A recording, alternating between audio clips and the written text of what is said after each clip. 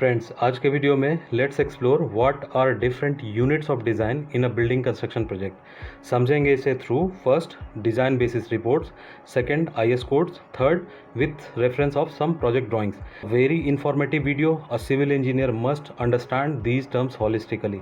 अगर आप चैनल पे नए हैं, I request please like and subscribe and share with your friends. Let's start the discussion. Friends, इस टेबल को रेफर कीजिए। फर्स्ट कॉलम क्या है? डिस्क्रिप्शन एंड सेकंड कॉलम क्या है? Design unit. सबसे पहले फोर्सेज और लोड्स की बात करें तो इसके लिए डिज़ाइन यूनिट क्या ली जाती है? किलो न्यूटन या फिर किलो न्यूटन पर मीटर और किलो न्यूटन पर मीटर स्क्वायर और टन पर मीटर स्क्वायर। और ये डिज़ाइन यूनिट्स को सेलेक्ट किया जाता है based on which structural member we are designing. Friends, आपके सामने एक प्रोजेक्ट की स्ट्रक्चरल डिज़ाइन बेसिस रिपोर्ट है। इसमें डिफरेंट डिज़ाइन यूनिट्स को ऑब्जर्व करते हैं। इस डिज़ाइन बेसिस रिपोर्ट में इस तरह से कंटेंट्स को लिस्ट आउट की जाती है और इसमें सेकंड पॉइंट को we need to refer design unit loads. Please observe unit loads. सबसे पहले वॉल के लिए देखते हैं तो यदि 230 mm की थिक वॉल है तो उसके लिए यूनिट वेट इन्होंने क्या लिखा है? 11 किलो न्यूटन पर मीटर। यहाँ पे यूनिट को ऑब्जर्व कीजिए, it is a kilo newton पर मीटर। 115 mm थिक वॉल की बात करें तो यहाँ पे यूनिट वेट जो इन्होंने लिखा है उसके लिए यूनिट क्या लिखा है इन्होंने? किलो न्यूटन पर मीटर। नेक्स्ट पैरापेट वॉल जो कि टेरेस पे बनाते हैं तो यहाँ पे क्या लिखा है? यूनिट अगेन 3 किलो न्यूटन पर मीटर।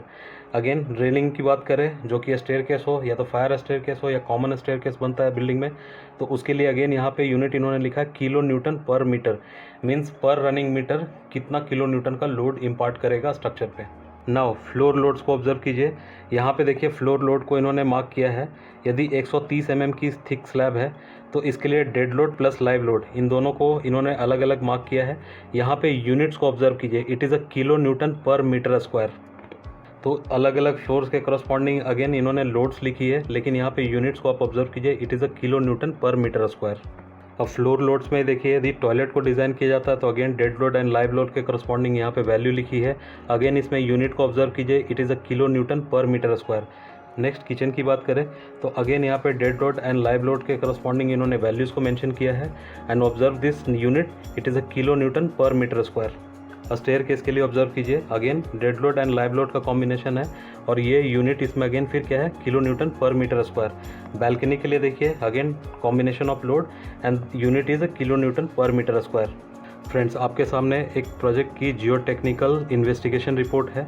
इस रिपोर्ट में डिफरेंट कंटेंट्स को लिस्ट आउट की गई है। यहाँ पे we will refer the recommendation part, 6 number point. Please observe recommendation part, what they write? Adopt Q is equal to 10.4 ton पर मीटर स्क्वायर। ये बेसिकली क्या शो कर रहा है? This is a soil bearing capacity. इसी की basis पे structure की फाउंडेशन को डिज़ाइन किया जाएगा और यहाँ पे आप ऑब्जर्व कीजिए कि जो सॉयल बेरिंग कैपेसिटी की यूनिट क्या लिखी है इन्होंने? टन पर मीटर स्क्वायर। नेक्स्ट ऑब्जर्व कीजिए, यहाँ पे ओपन फाउंडेशन के लिए अलग अलग डेप्थ के करस्पॉन्डिंग इन्होंने नेट एलोएबल बेयरिंग प्रेशर को मेंशन किया है और यहाँ पे ऑब्जर्व कीजिए क्या इन्होंने यूनिट यूज़ किया है? टन पर square metre. Next is unit mass. इसके लिए डिज़ाइन यूनिट ली जाती है केजी पर क्यूबिक मीटर। एग्जाम्पल के तौर पे यदि आप ब्रिक्स की बात करें तो पर क्यूबिक मीटर ब्रिक्स में कितनी वेट होती है? तो इट इज़ अप्रॉक्सीमेटली 1800 kg पर cubic metre.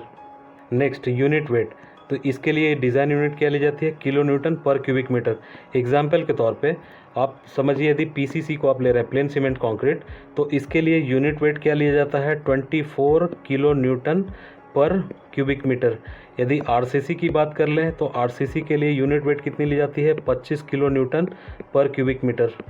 Next stresses and strength के लिए डिज़ाइन यूनिट ली जाती है न्यूटन पर millimetre square, which is also expressed as MPa। और यहाँ पे इसके लिए एग्जांपल आप समझ सकते हैं, जब आप क्यूब टेस्ट को करते हैं तो इसके स्ट्रेंथ की वैल्यू को आप रिपोर्ट करते हैं किसमें? न्यूटन पर मिलीमीटर स्क्वायर में। Next is moment, bending moment. इसके लिए डिज़ाइन यूनिट ली जाती है किलो न्यूटन मीटर। एग्जाम्पल के तौर पे किसी बीम की क्रॉस सेक्शन को डिज़ाइन किया जा रहा है तो उसकी मोमेंट रेसिस्टेंस कैपेसिटी को किस में एक्सप्रेस किया जाता है? Kilo Newton metre. फ्रेंड्स, 2 से लेके 5 तक के लिए जो डिज़ाइन यूनिट्स है इसके लिए रेफरेंस कहाँ पे मिलता है? It is in Indian standards 456/2000। Last one which is interesting as well as important, storage capacity. इसको एक्सप्रेस किया जाता है KL में। KL stands for kilo litre. कुछ ड्राइंग्स को रेफर करते हैं। फ्रेंड्स, इस ड्राइंग को रेफर कीजिए, ये एक प्रोजेक्ट की UGTs की ड्राइंग है। UGT stands for underground tanks.